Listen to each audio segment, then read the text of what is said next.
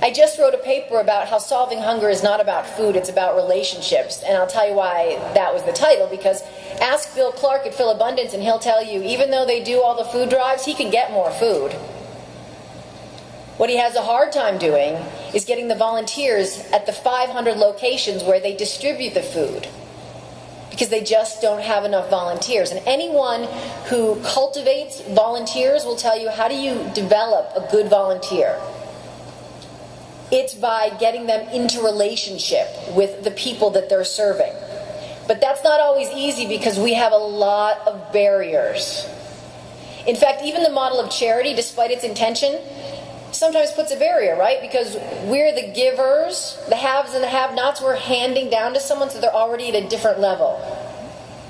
In order to be in relationship with people that we serve, we need to see them exactly as ourselves.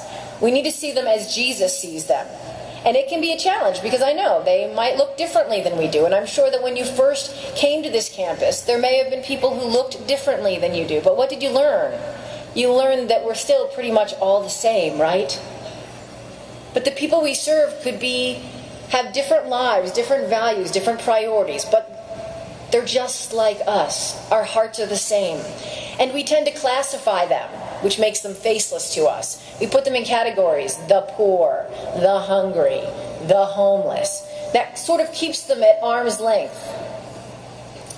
And if you're honest with yourself, oftentimes there's a teeny little voice in the back of your head that maybe once has said, they're probably here because they made a mistake.